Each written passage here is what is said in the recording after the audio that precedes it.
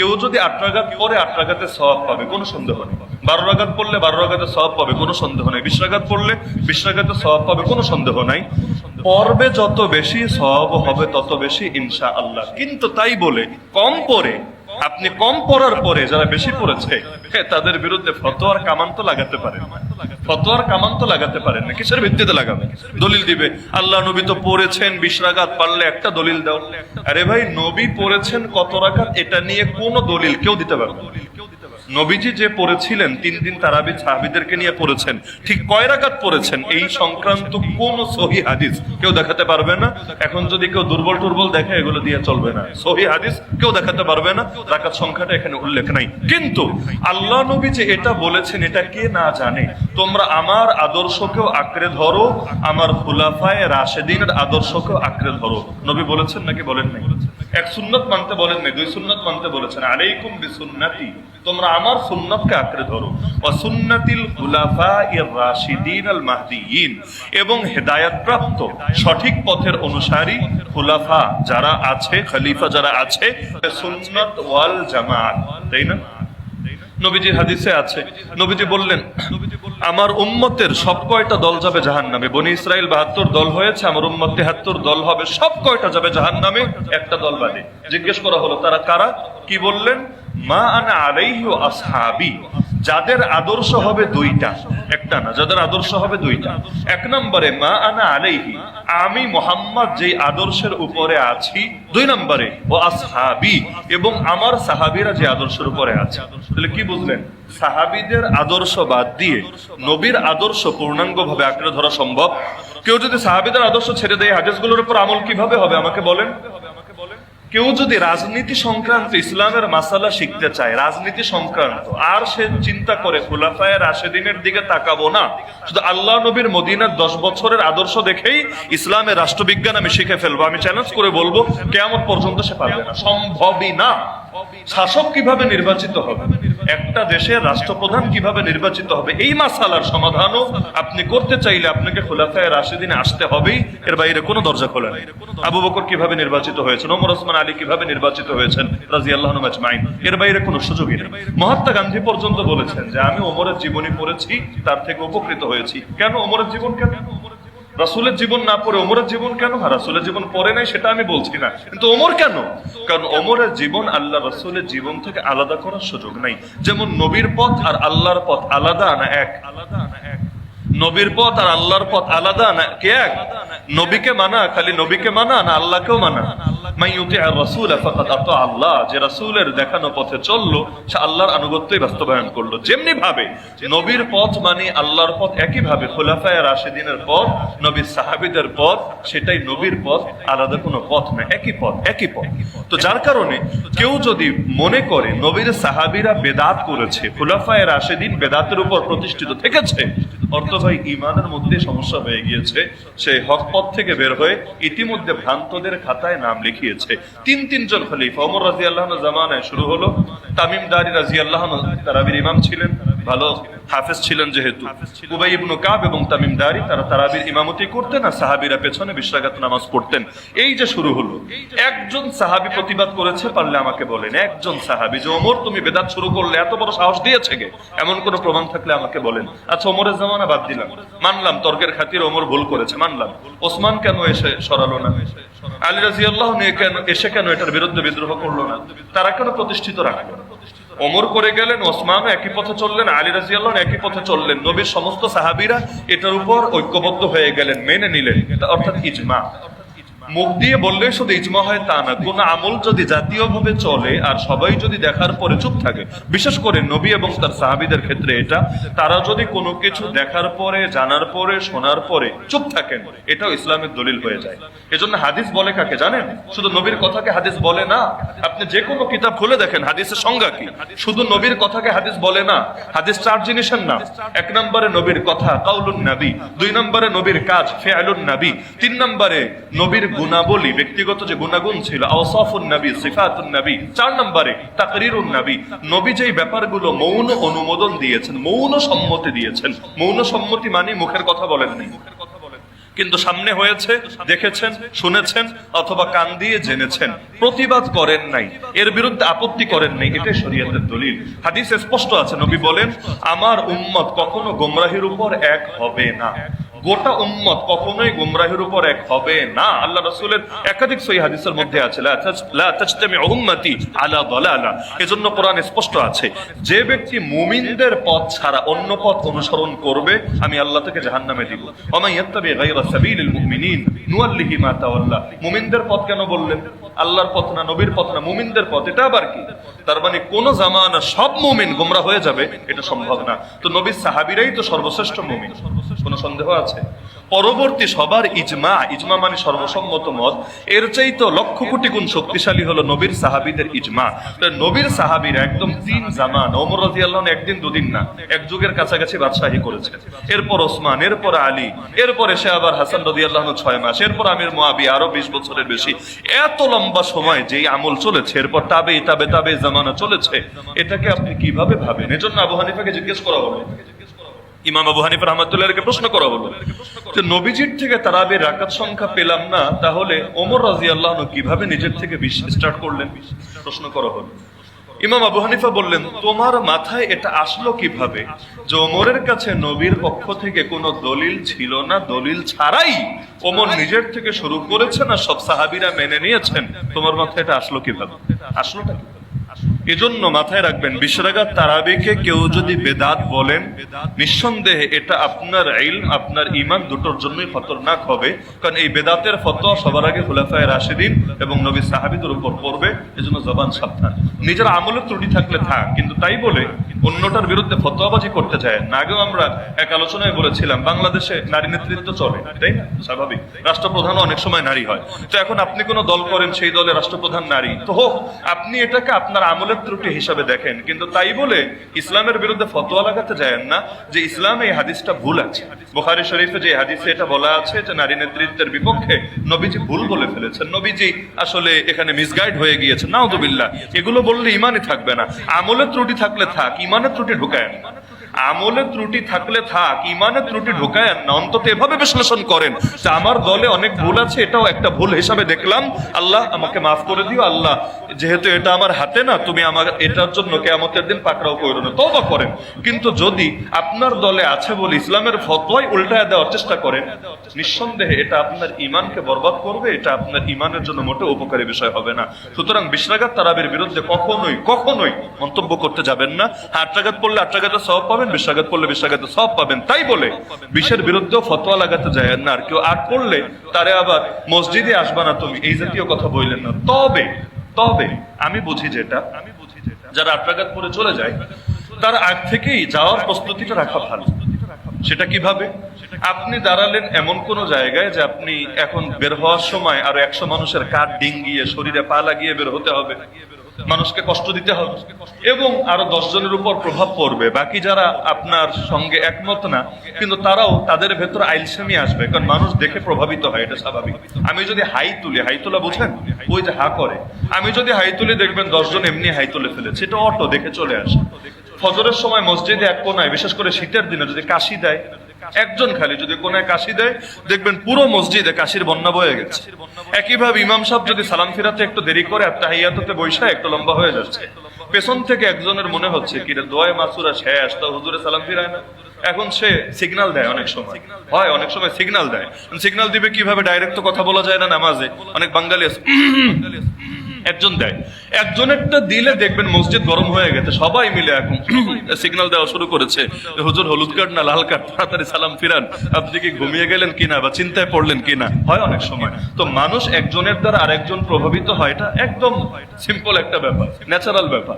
তাহলে সুতরাং আপনার দ্বারা আরেকজন প্রভাবিত হতে পারে, তো ভালোর লাইনে প্রভাবিত করাও ভালো, সন্দেহ নাই, ভালোর লাইনে প্রভাবিত করাও ভালো, সন্দেহ নাই, আর মন্দের লাইনে প্রভাবিত করাটাও তো মন্দ, এত সন্দেহের কিছু নাই। সুতরাং যারা আগ পরে চলে যান, আগ থেকে সাইডে থাকেন, আগ থেকে সিস্টেম করে রাখেন, যাতে করে আপনি গেলে চুপি চাপে চলে গেলেন, আর 10 জনের উপর প্রভাব পড়লো না, এবং মানুষের কাঁধে পা লাগলো না, শরীরে পা লাগলো না, মানুষকে সাইড করতে হলো না, আলাদা করে একটা পরিবেশ এলোমেলো করার প্রয়োজন পড়লো না। নাহলে কাতা সোজা করতেও তো টাইম লাগে, আর অধিকাংশ মসজিদে কাতার আর ঠিক হয় না, ওই দেখবেন গ্যাপ থেকেই যায়, এভাবে বাকি নামাজ শেষ করে।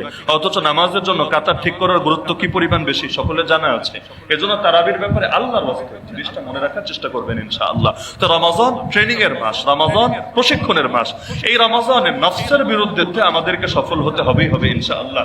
নবীজি কিন্তু রমজানে খালি নফসের বিরুদ্ধে যুদ্ধ করেন নাই, একদম কাফের মুশরিকের বিরুদ্ধে করেছেন। বদর হয়েছে কোন মাসে? বদর যুদ্ধ কোন মাসে? রমাজান মাসে। রোজা রেখে হাতের কাজ করতে অনেকের জান বের হয়ে যায়। সেখানে আল্লাহ রাসূল সাল্লাল্লাহু আলাইহি ওয়াসাল্লাম এই রমাদান মাসে বদরের ময়দান, ইসলামের সবচেয়ে কঠিন যুদ্ধ যেটা, সেই যুদ্ধ পর্যন্ত এই রমাজানুল মুবারকের মধ্যে আল্লাহ রাসূল সাল্লাল্লাহু আলাইহি ওয়াসাল্লাম করেছেন। তো এজন্য রমাজানকে সামনে রেখে আমাদের ট্রেনিং হতে হবে নফসের বিরুদ্ধে, এমন ভাবে যে আমি আমার নফসকে আমার নিজের কন্ট্রোলে নিয়ে আসলাম, আমার পাগলা ঘোড়াকে আমার নিজের কন্ট্রোলে নিয়ে আসলাম। নফসকে মেরে ফেলা সম্ভব না, কিন্তু এটাকে কন্ট্রোলে আনা সম্ভব। আমার নফস আমার কথা শুনবে, আমি ওর কথা শুনবো না। আমার নফস আমার কথা শুনবে, আমি ওর কথা শুনবো না। আপনি লড়াইয়ে নেমেছেন, যদি হেরে যান এটা তো ব্যর্থতা, যদি জিতে যান এটাই তো সফলতা। নবীজি রমজান ছাড়া অন্য টাইমেও তাহাজ্জুদের নামাজ পড়তেন এমন ভাবে পা পর্যন্ত ফুলে যেত। আপনি চিন্তা করেন নামাজ কত লম্বা হলে, তাহাজ্জুদ তো নবীজি সাধারণত 8 রাকাত পড়তেন, কখনো কম বেশি হতো, কিন্তু সাধারণত 8 রাকাত তারাবি এবং 3 রাকাত বিতর পড়তেন। এজন্য আম্মা জান আয়েশা রাদিয়াল্লাহু আনহা থেকে হাদিস আছে বুখারী শরীফের মধ্যে বর্ণিত যে আল্লাহ রাসূল সাল্লাল্লাহু আলাইহি ওয়াসাল্লাম রমজান এবং রমজানের বাইরে 11 রাকাত নামাজ পড়তেন রাতে। 11 রাকাতের 8 রাকাত ছিল তারাবি কিয়ামুল লাইল তাহাজ্জুদের নামাজ, আর 3 রাকাত ছিল বিতরের নামাজ। যদিও আজকাল অনেকে এটা দিয়ে দলিল দিয়ে তারাবির রাকাতের পক্ষে বোঝাতে চায় যে তারাবির রাকাত হলো 8 রাকাত, বেশি পড়া ঠিক না, আর বাকি বেতের হলো আবার 1 রাকাত।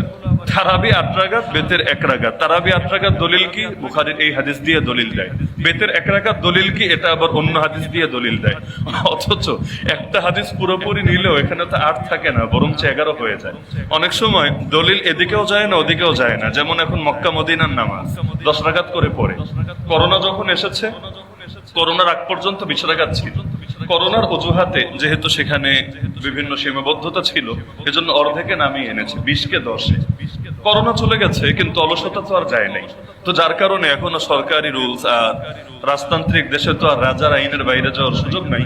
এখনো পর্যন্ত 10 রাকাত চলছে। তো 10 রাকাত হওয়া একটা মজা আছে, সেটা হলো কোন পক্ষ দলিল টানাটানি করার কোনো সুযোগ নাই। 8 রাকাত হলে একদল বলতো মাশাআল্লাহ আমাদের পক্ষে দলিল পাওয়া গিয়েছে। কিন্তু এখন 10 এমন একটা জায়গায় এনে থামিয়েছে, না এদিকে না ওদিকে, মাঝামাঝি একটা অবস্থান এসে থেমেছে। বাস্তবতা হলো ওমর রাদিয়াল্লাহু তাআলা আনহুর জামানা থেকে এই যে 20 রাকাত তারাবির সিলসিলা চলে আসছে। চারো মাযহাবের মধ্যেই 20 রাকাত তারাবির উপরে ফতোয়া আছে। এমনকি শাইখুল ইসলাম ইমাম ইবনে তাইমিয়া রাহমাতুল্লাহ আলাইহি থেকে শুরু করে যাদেরকে এখন সালাফি যারা অনুসরণ করেন তারাও ইমাম মানেন, তারা পর্যন্ত 20 রাকাতের পক্ষে মতামত দিয়ে এসেছেন। যদিও আল্লাহ রাসূল সাল্লাল্লাহু আলাইহি ওয়াসাল্লাম পুরো রমজান 20 রাকাত নামাজ পড়েছেন এমন কোনো দলিল নাই, বাস্তবেই নাই। আল্লাহ রাসূল সাল্লাল্লাহু আলাইহি ওয়াসাল্লাম জামাতের সঙ্গে তারাবি আমরা যেভাবে নিয়মিত পড়ি, ডেইলি পড়ি, নবী এভাবে পড়েন নাই। কেন পড়েন নাই? নবী নিজেই ব্যাখ্যা করে দিয়েছেন, আমার ভয় হচ্ছে এটা তোমাদের উপর বাধ্যতামূলক করে দেওয়া হবে, বাধ্যতামূলক। তো নবীজির দিলের আগ্রহ ছিল, ইচ্ছা ছিল, কিন্তু কিছু কিছু কাজ এমন যেটা আল্লাহ রাসূল সাল্লাল্লাহু আলাইহি ওয়াসাল্লাম কখনো করতেন উম্মতের সহজতার জন্য। যেমন আল্লাহ রাসূল সাল্লাল্লাহু আলাইহি ওয়াসাল্লাম একদিন দাঁড়িয়ে পানি পান করলেন, একদিন দাঁড়িয়ে পেশাব করলেন। কেন? এর ব্যাখ্যা দেওয়া হয় যেদিন দাঁড়িয়ে পেশাব করলেন 2টা কারণ। 1 নাম্বার হলো জায়গাটায় ময়লা ছিল, সেখানে যদি তিনি বসতেন তাহলে সেই ময়লা শরীরে লাগার আশঙ্কা ছিল। আর আরেকটা ব্যাখ্যা করা হয় যে আল্লাহ রাসূল সাল্লাল্লাহু আলাইহি ওয়াসাল্লাম উম্মতের জন্য একটা সুযোগ খোলা রাখলেন, যে উম্মতের কখনো ওজর দেখা দিতে পারে, সেটা বিশেষ কোনো জায়গায়, এমন কোথাও গেলেন বিদেশে কোনো এয়ারপোর্টে বা এমন কোনো জায়গায়, সেখানে বসার সিস্টেমই রাখেনি, বাধ্য হয়ে আপনাকে দাঁড়িয়েই করতে হবে। এখন ওই রকম বিপদে পড়লে, ওজরে পড়লেও আপনার সামনে একটা দরজা যাতে খোলা থাকে, এটার জন্য আল্লাহ রাসূল জীবনে মাত্র একবার করে দেখিয়ে দিলেন যে স্বাভাবিক অবস্থায় এমন করবা না, কিন্তু কখনো যদি বেশি ঠেকায় পড়ে যাও তখন করতে পারো, তখন এটা তোমাদের জন্য নিষিদ্ধ না। ঠেকার মাসআলাও আল্লাহ রাসূল শিখিয়ে গিয়েছেন। দাঁড়িয়ে পানি পান করলেন, প্রচন্ড ভিড় ছিল, ওই হজের সময় তো এমনি ভিড় থাকে, তো আল্লাহ রাসূল সাল্লাল্লাহু আলাইহি ওয়াসাল্লাম দাঁড়িয়ে পানি পান করলেন, প্রচন্ড ভিড় ছিল। এখান থেকে উম্মতের সামনে এই বার্তাটাও ক্লিয়ার হলো যে পানি স্বাভাবিকভাবে বসে পান করাটাই সুন্নাত, নবীর নিয়মিত সুন্নাত। কিন্তু কখনো যদি বিশেষ কোনো প্রয়োজন দেখা দেয়, এমন কোন জায়গা যেখানে তাকে এখনই পানি পান করতে হবে, বসার মতো পরিস্থিতি নাই যে কোনো কারণে, তার জন্য বৈধতার একটা দরজা খোলা রাখা হলো।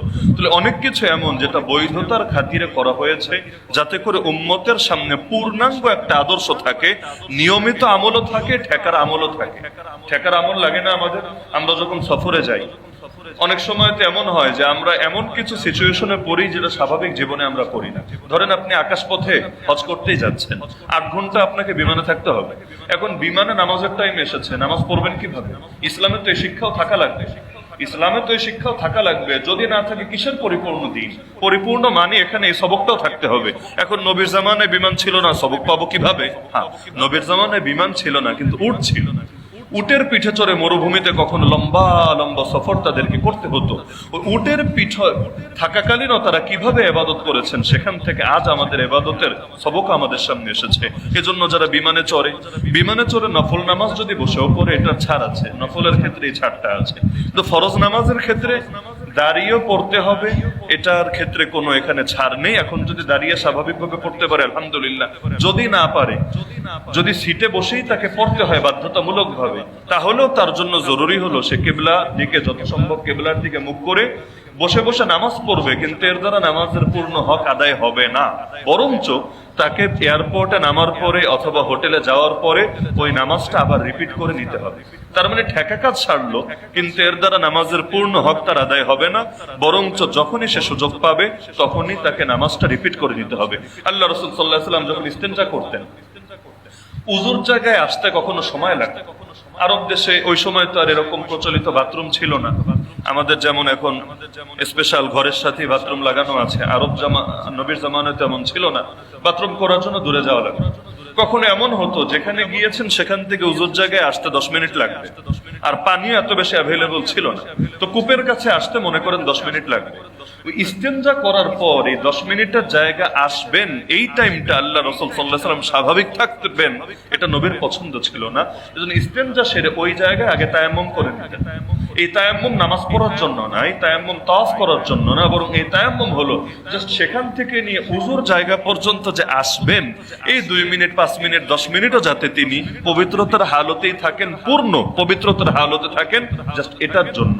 তাহলে এখান থেকে উম্মতের শিক্ষা তো এটাই বের হয় যে আপনি নামাজ দিনে কয় মিনিট পড়লেন এটা বিষয় না, কিন্তু চেষ্টা করা দরকার পুরো দিন উজুর সঙ্গে কাটানোর। যদি আপনি পুরো দিন পবিত্র ভাবে কাটাতে পারেন, দিলের মধ্যে কি যে পবিত্র অনুভূতি লাভ করবেন, এটা ভাষায় প্রকাশ করা সম্ভব না। কয়েকদিন করেই দেখেন ইনশাআল্লাহ। ঘুমাতে যাওয়ার আগেও উজু করেন, দোকানে বসার আগেও উজু করেন, সব সময় যখনই বাথরুমে গেলেন, যখনই উজু ভাঙলো, আপনি উজু করে থাকেন। সার্বক্ষণিক উজুর হালতে থাকলে দিলের মধ্যে আলাদা এক ধরনের পবিত্রতার অনুভূতি কাজ করবে ইনশাআল্লাহ। এজন্য এই হাদিস আশা করি শুনেছেন কেউ কেউ। আবু দাউদ শরীফে হাদিস আছে, উটের গোশত খেলে নবী উজু করতে বলেছে। এটা নিয়ে অনেকে পেরেশান। গত রাত্রে আমাকে একজন সে পুরান ঢাকা থেকে ফোন দিয়ে জিজ্ঞেস করছে, হুজুর আমাদের দুইজনের তো ফাইট লেগে গেছে, পুরো তর্ক। কি নিয়ে? যে সে বলছে উটের গোশত খেলে উজু ভেঙে যাবে, উজু করা লাগবেই লাগবে। আমি বলছি কেন উটের গোশত খেলে উজু কেন ভাঙবে? গরুরটা খেলে ভাঙে না, খাসিরটা খেলে ভাঙে না, উজুরটা খেলে কেন ভাঙবে? উট কি এমন পাপ করে ফেলেছে যে তার গোশতের মধ্যেও নাপাকি ঢুকে গেছে? তো এখন আমাকে বললো হুজুর সমাধান কি? আমার তো মনে হচ্ছে হাদিসটা ভুয়া বা জাল। আমি বললাম না ভাই, হাদিসটা সহিহ। হাদিস জালও না, হাদিস ভিত্তিহীনও না, হাদিসটা ভুয়াও না, প্রমাণিত হাদিস, আবু দাউদ শরীফে বর্ণিত হাদিস। কিন্তু এর ব্যাখ্যা আবার সে যেটা করেছে ব্যাখ্যা এটা না। তাহলে ব্যাখ্যা কি?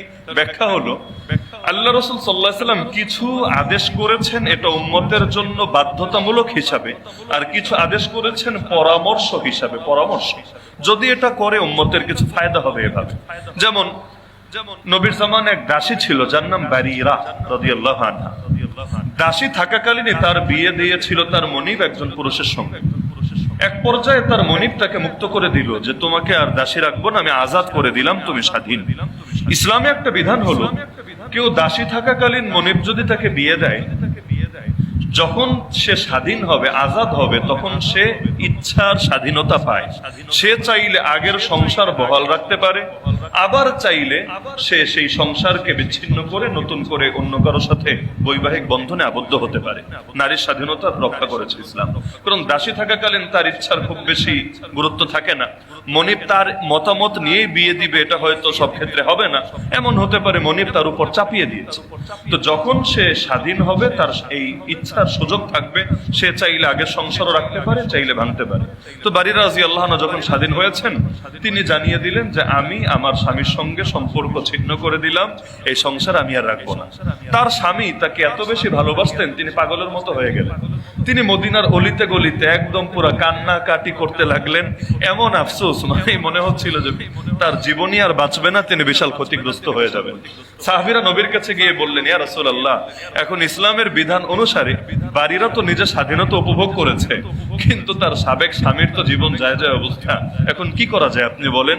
নবীজি বারিরা রাদিয়াল্লাহু আনহাকে ডেকে তাকে পরামর্শ দিলেন, শোনো বারিরা, তুমি তার সঙ্গে সম্পর্কটা বহাল রাখো, সম্পর্কটা ভাঙার দরকার নেই, তুমি তার সঙ্গে সম্পর্কটা স্বাভাবিক রাখো। বারিরা রাদিয়াল্লাহু আনহা শুনে ডাইরেক্ট প্রশ্ন করলেন, ইয়া রাসূলুল্লাহ, এটা কি আদেশ নাকি পরামর্শ? ডাইরেক্ট নবীর সঙ্গে। আমাদের অনেক সময় তেমন হয়, হুজুরের সঙ্গে কথা বলতে আমরা সংকোচ বোধ করি, কিন্তু সাহাবীদের সম্পর্ক নবীর সাথে কতটা ফ্রি ছিল দেখেন।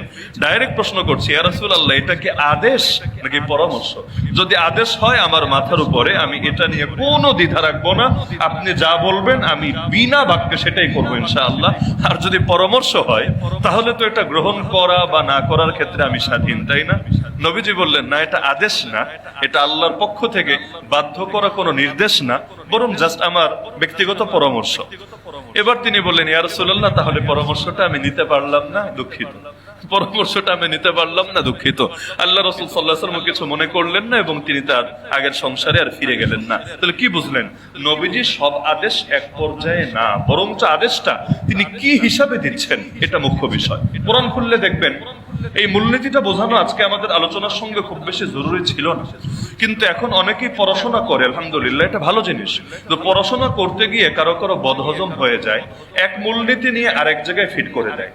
ইসলামের কোরআন বোঝার একটা মূলনীতি হলো যে আল্লাহ যেটা আদেশ করেন সেটা অবধারিত হয়ে যায়, স্বাভাবিক নীতি এটা।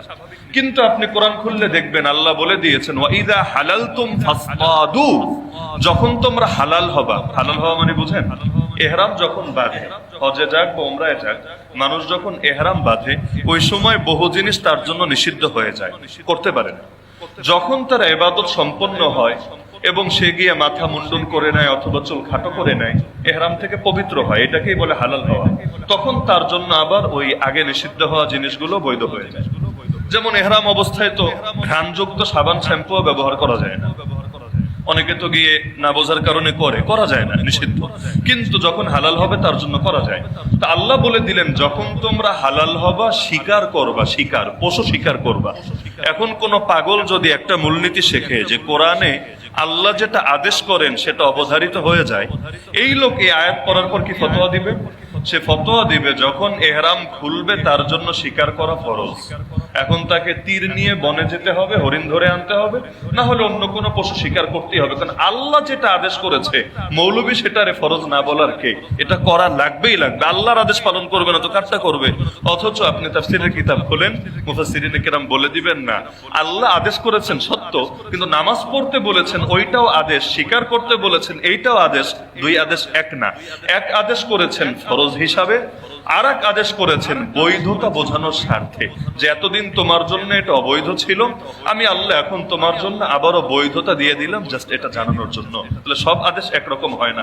উটের গোশত খেলে, কথা বুঝেন, উটের গোশত খেলে উযু করা লাগবে, এটা নবীর বাধ্যতামূলক পরামর্শ না, বরঞ্চ এটা উম্মার কল্যাণের প্রতি বিবেচনা করে পরামর্শ। উটের গোশতের মধ্যে এই পরিমাণ শক্তি আছে, মানুষ যখন খায় তার ভেতরে শাহওয়াত জাগ্রত হওয়া, তার চাহিদা জেগে ওঠা খুবই স্বাভাবিক ব্যাপার। গরুর গোশতই তো স্বাভাবিক ব্যাপার, উট তো আরো বেশি স্বাভাবিক ব্যাপার। আল্লাহ রাসূল সাল্লাল্লাহু আলাইহি ওয়াসাল্লাম এই উযুর পরামর্শটা দিয়েছেন এই কারণে, যাতে করে উযু করার দ্বারা তার দিলের মধ্যে আবারও পবিত্রতার অনুভূতি জাগ্রত হয় এবং তার শাহওয়াতটা ধীরে ধীরে দুর্বল হয়ে আসে। যেমন রাগ যদি ওঠে কারো, তাকে কি পরামর্শ দেওয়া হয়েছে? দুইটা। এক নম্বরে জায়গা পাল্টে ফেল, দাঁড়ানো থাকলে বৈশা যাও, বৈশা থাকলে শুয়ে যাও। আর তুমি পানি ব্যবহার করো, উযু করো, গোসল করো, ইনশাআল্লাহ এর প্রভাবে রাগ অনেকটাই কমে আসবে। পরামর্শ। একইভাবে উটের গোশত খেলে ভেতরে চাহিদা জাগ্রত হয়, হতেই পারে, মানুষের জন্য এটা স্বাভাবিক ব্যাপার। যদি উযু করে নেয়, গোসল করে নেয়, তাহলে তার ওই চাহিদা অনেকটাই নিয়ন্ত্রণে চলে আসবে। পরামর্শ। কিন্তু এর মানে এটা না যে উটের গোশত খেলে উযু ভেঙে যাবে এবং নতুন করে উযু না করে নামাজ পড়লে নামাজ হবে না, বিষয়টা এমন না। পরামর্শ। এজন্য কোরআন হাদিস বুঝতে কোন কথা কি জন্য বলেছেন বোঝা জরুরি। উদাহরণ হিসেবে আরেকটা হাদিস বলি, তিরমিজি শরীফে হাদিস আছে, সহিহ হাদিস। নবী বলেছেন উযু ভাঙবে না গন্ধ না আসলে এবং আওয়াজ না হলে। মানে তো বুঝতেই পারছেন। এখন যদি কেউ স্বাভাবিকভাবে হাদিসটা পড়ে, সে কি বুঝবে? সে বুঝবে হালকা পাতলা বায়ু বের হলে আস্তে করে বের হয়েছে, কোনো আওয়াজও নাই, কোনো গন্ধও নাই, সমস্যা নেই, উযু টুজু ভাঙবে না। উযু ভাঙার জন্য কি লাগবে? হয়তো বোম ফোটার মতো আওয়াজ লাগবে, না হলে এমন গন্ধ আশপাশের মানুষও নাকে রুমাল দিতে বাধ্য হবে। এমন যদি হয় তাহলে উযু ভাঙবে, না হলে উযু ভাঙবে না। এই ফতোয়া দিবে, দলিল দিবে তিরমিজি শরীফের এই হাদিস থেকে। অথচ এই হাদিসটা তার জন্য দলিল হবে না। কেন হবে না? নবীজি এই হাদিসটা তোমার মতো সুস্থ মানুষের জন্য বলেন নাই। নবীজি এটা পরামর্শ হিসাবে বলেছেন ওয়াসওয়াসার রোগীদের জন্য। ওয়াসওয়াসার রোগী বুঝেন? এটা একটা রোগ। কিছু মানুষের এমন ওয়াসওয়াসা জাগে, উযু করতে 10 মিনিট লাগে, হাত 3 বার না, যদি 10 বার ধোয় তাও মনে হয় না, মনে হয় আমার ধোয়া বাকি রয়ে গেছে। এমন লোক আছে উযু করে মসজিদে আসার আগে তার মনে হয় এই এক ফোঁটা মনে হয় আবার বের হয়ে গেছে, আবার গিয়ে উযু করে। আবার আসার আগে মনে হয় এই মনে হয় আরেক ফোঁটা বের হয়েছে, আবার গিয়ে উযু করে আসে। এরকম ওয়াসওয়াসা রোগ আল্লাহ হেফাজত করুক। এটা হাসার জিনিস না, এটা আসলে কষ্টের জিনিস। যার হয় সে বোঝে। এমন মানুষ আছে পেশাব করার পর পবিত্র হতে তার দেখা যায় 5 মিনিট লাগে। কেন? তার মাথায় মনে হয় যে না, আমি এখন এই টিস্যুটা ফেলে দিলে আমার মনে হয় আরো কিছু বের হবে, আমার মনে হয় উযুর উপর এটা প্রভাব পড়বে। কষ্টকর এটা। ওয়াসওয়াসা একটা রোগ, এটার আলাদা চিকিৎসা আছে। ইসলাম অনুসারেও চিকিৎসা আছে আর জাগতিক চিকিৎসাও আছে। তো কারো যদি এমন রোগ হয় যে তার মনে হয় এই মনে হয় খালি বায়ু বের হচ্ছে আর হচ্ছে আর হচ্ছে আর হচ্ছে, সারাদিন খালি মনে হতেই থাকে বায়ু বের হচ্ছে, এই লোক নামাজ পড়বে কেমন? নামাজ পড়বেটা কিভাবে? তার তো নামাজে দাঁড়ালে প্রত্যেক রাকাতেই মনে হবে উযু তো ভেঙে গেছে, আবার যাবে উযু করবে, আবার দাঁড়ালে মনে হবে, লাস্টে তো বলবে দেখ নামাজই পড়বো না। এভাবে তো সম্ভব না, নামাজই পড়বো না। সে কি করবে? নবীজি তাকে বলে দিলেন, সুস্থ রোগীকে না, তাকে বলে দিলেন যে তোমার জন্য করণীয় হলো, তোমার জন্য করণীয় হলো তুমি সম্পূর্ণ 100% নিশ্চিত হওয়ার আগ পর্যন্ত সন্দেহকে কাজে লাগাবা না। যতক্ষণ 100% নিশ্চিত না হবা। কিভাবে নিশ্চিত হবা? এই যে দুইটা আলামত নবী বললেন, এর আগ পর্যন্ত সন্দেহকে তুমি মোটেও কাজে লাগাবা না। সম্পূর্ণ নিশ্চিত হওয়ার পর তুমি ফিরবে। একইভাবে উযুর ক্ষেত্রে নবীজি বলেছেন যে কাপড়ের উপর লুঙ্গি থাক আর পায়জামা থাক একটু পানি ছিটায় দিবা। কেন? ওই যে যাদের সমস্যা হয়, মনে হয় এই মনে হয় বের হয়েছে, তো একটু পানি ছিটায় দেবে এটা, তাহলে আর তোর মনে হবে না। তোর যদি তো পরে সন্দেহ জাগে, মনে হবে আরে পানি তো আমি দিয়েছি, এটা অন্য কোনো পানি না। তাহলে সুস্থ মানুষের ফতোয়া আলাদা, এটা আলাদা। একইভাবে যেখানে গোসল করে পেশাব করা নিষেধ, যেখানে গোসল করে মানে ওই জায়গাটা আলাদা কমোডো না, ওই জায়গাটায় পেশাব করা নিষেধ। কেন? আগের যুগে সাধারণত এরকম পানি প্রবাহিত হওয়ার আমাদের যেমন সুন্দর সিস্টেম, পানি ঢালবে না সুন্দর মতো চলে যাবে, এরকম সিস্টেম ছিল না। দুনিয়াটা এত উন্নত হয়ে ছাড়ে নাই। তো এখন মাথায় পানি ঢাললে দেখা যেত পানিগুলো জমা থাকতো। আপনি যদি ওই কলপার ছাড়া স্বাভাবিক কোথাও বালতি নিয়ে পানি ঢালেন, তাহলে কিছু পানি তো জমা থাকে। তো নবীজি পরামর্শ দিয়েছেন এখানে পেশাব যদি কেউ করে কি হবে? আগে পেশাব করলো, পরে পানি ঢেলে গোসল করলো, কি হবে? যখন সে আসবে তার মনে হবে আরে পেশাবের সাথে পানি যখন মিশ্রিত হয়েছে পুরো পানি তো না পাক, আর আমি যখন পানি ঢেলেছি একটু একটু ছিটা তো এসেছেই গায়ে, ছিটা যেহেতু এসেছে আমার গাও না পাক, আমি নামাজ পড়বো কিভাবে? আমি এখন ইবাদত করবো কিভাবে? তো যার কারণে ওয়াসওয়াসা যাতে না আসে এজন্য আল্লাহ রাসূল এই পরামর্শ দিয়েছেন। এজন্য মাথায় রাখবেন কোন দলিল কার জন্য হয় এটা ভালো করে বোঝা দরকার। তো এই যে তারাবি প্রসঙ্গে এতগুলো কথা বললাম, এত মূলনীতি শেখানো দরকার ছিল না। তো তারাবির ক্ষেত্রে যারা বলে যে 8 রাকাতের বেশি পড়লে বেদাত হবে, এমন এক শ্রেণীর লোক আছে না? এই উন্নত মসজিদে গেলেও দেখা যায় 8 রাকাতের পর মাশাআল্লাহ একদম পুরা মসজিদ অর্ধেক খালি হয়। আমার ছোট 2টা বাচ্চাকে নিয়ে নামাজ পড়লাম 2 দিন, একটা 6.5 বছর আর একটা 5 বছর। যখনই বের হয় আমারে বলে আব্বু জোরে জোরে, তো আব্বু মানুষ বের হয়ে যাচ্ছে কেন? কারণ আমিও সংকোচে পড়ে যাই, আসলে কি বলে জবাব দিব, কোন জবাবটা তাদের বোঝার জন্য সহায়ক হবে। এখন কেন বের হচ্ছে এটা তো ইখতিলাফ তারে বোঝানো আমার পক্ষে সম্ভব না। হ্যাঁ, এখন আমি এটা বলছি না যে ব্যক্তি 8 রাকাত পরে বের হয় তার নামাজ পড়াই উচিত না, তার আসাই উচিত না, না না, এগুলো তো নির্বুদ্ধিতা, এগুলো অধ্যত্ত। যে যতটুকু পড়বে সে তার সওয়াব পাবে। কেউ যদি তারাবি 2 রাকাত পড়ে 2 রাকাতে সওয়াব পাবে, কেউ যদি 10 রাকাত পড়ে 10 রাকাতে সওয়াব পাবে। এখন যে 2 রাকাত পড়ে আমি তো তারে বলতে পারি না ভাই তুমি মসজিদে আইসই না, তুমি নামাজ পড়ই না, এটা তো বাড়াবে। একজন মানুষের মধ্যে যতটুকু আছে সেটা স্বীকৃতি দেওয়া দরকার, যেটা নাই সেটার জন্য মেহনত করা দরকার। এটাই তো ইসলামের শিক্ষা। আজকাল কি হয়, একজন মানুষ ধরেন ইসলামের জন্য কিছু করতে চায়, আপনি গিয়ে তাকে বোঝানো শুরু করেন, বেটা তোর মুখে দাড়িই নাই, তুই আবার ইসলামের খেদমত করবি, তোর গায়ে সুন্নতি জামাই নাই, তুই দিন কায়েমের মেহনত করবি। আরে অদ্ভুত কথা, তার এক জায়গায় তার সুন্নতের ত্রুটি আছে বলে সে ফরজ করবে না? তার ভেতরে সুন্নতের ত্রুটি আছে, মানলাম যে তার কাপড়টা যেমন হওয়া দরকার ছিল তেমন হয় নাই, মানলাম এটা তার ত্রুটি, কিন্তু তাই বলে সে এখন দিন কায়েমের মেহনত যেটা আল্লাহ ফরজ করে দিয়েছেন এটা সে করবে না, এটা কেমন কথা? যার যেটা, এমন বহুত মানুষ আছে, বহুত পাগল আছে, ওরা তারাবি পড়ে না কেন? আপনি তারাবিতে আসার সময় বলবেন চল দোস্ত তারাবি পড়ে আসি, না আমি তারাবি পড়বো না, কেন? আমি রোজা রাখি নাই, বলে না? আর রোজা রাখে নাই, এক পাপ করেছে, তো তারাবি না পড়ে কি পাপের পাল্লা আরো ভারী করবে না? অদ্ভুত ব্যাপার। একটা করো নাই তো আরেকটা করো। অনেক সময় গ্রামের মাহফিলে সিন্নি দেয়, তবরক বলে এটাকে, গ্রামে এটা খুব ভালো চলে অনেক গ্রামে। তো এখন যখন তবরক দেয়, আর মাহফিলের শ্রোতা আগে কত ছিল এটা বিষয় না, আগে যদি থাকে 10,000, তবরক দেওয়ার সময় হয়ে যায় 20,000। কেন? কারণ অনেকে চিন্তা করে, বিশেষ করে ছেলেপেলেরা চিন্তা করে যে আমরা বয়ান শুনি নাই, ঠিক আছে মানলাম এক পাপ করেছে, যদিও পাপ না, মানে বোঝার খাতিরে এক পাপ করেছি, এখন সিন্নি না নিয়ে কি আরো পাপ করবো নাকি? পাপের পাল্লা এত ভারী করা যাবে না, অন্তত পাপের পাল্লাটা হালকা রাখি। এজন্য ওয়াজ না শুনলে নাই, সিন্নি নেওয়ার ক্ষেত্রে যুদ্ধ করতে হবে, প্রতিযোগিতা করতে হবে, এটা চলে বাংলাদেশের মধ্যে। তো এখন আপনি রোজা রাখেন নাই, অবশ্যই ত্রুটি, কিন্তু তারাবি পড়ার জন্য রোজা রাখা কি বাধ্যতামূলক? তারাবি না পড়লে আরেকটা ইবাদত ছুটছে না আপনার? রোজা রাখেন নাই, একটা ছুটে গেল, তারাবি পড়লেন না, আরো একটা ছুটে গেল। তাহলে সুতরাং একটার জন্য আরেকটারও তো এই করা উচিত না। একইভাবে অনেকে আছে রোজা রমজানের দিনে ঠিকভাবে নামাজ পড়তে পারে না বলে রোজাই রাখে, যে আমার ব্যবসায়িক চাপ এত বেশি, জোহরটা আমার মিস হয়ে যায়, আসরটা মিস হয়ে যায়। নিঃসন্দেহে নামাজ ত্যাগ করো বড় পাপ, কোনো সন্দেহ নাই, বড় পাপ। কিন্তু নামাজে ত্রুটি আছে বলে ইচ্ছা করে রোজায় ত্রুটি করবেন, এটা তো কিছুতেই হয় না। বহুত লোক ফরজ হজ করে না, কেন? হুজুর আমার মধ্যে এত ত্রুটি, এই বয়সে আসলে হবে না, আগে বুড়া হই, বাচ্চা কাচ্চা বিয়া দেই, নাতিপুতি হোক, এরপর আমি পীরে কামেল হব, জামানের হাসান বসরি হব, এরপর হজ করে একদম আলিফের মতো সোজা হয়ে যাব, বাকি জীবন একদম পুরা হাসান বসরি হয়ে কাটাবো। অদ্ভুত ব্যাপার। আমরা জোয়ানকালে হজে গিয়ে জান বের হয়ে যায়, বাস্তব। এখন হজ বহুত সহজ, যারা মুরব্বীরা আগে গিয়েছেন, এখনের জামানা গেলে আপনার মনে হবে যে জান্নাতে চলে এসেছেন, এত সহজ হজ। তারপরও এই জুয়ান মানুষেরই জান বের হয়ে যায়। আমার বারবার খালি মুরব্বীদের দেখছিলাম, আফসোস হচ্ছিল, আমারই এত কষ্ট হচ্ছে, আল্লাহর বান্দা কিভাবে কি পাচ্ছে। তাহলে দেখা যাচ্ছে জুয়ানকালে এত কষ্ট, তাহলে বুড়াকালে কি হয়? তাহলে শক্তি থাকতেই তো এটা কাজে লাগানো দরকার, শক্তি শেষ হওয়ার পর এটা করে কি হবে?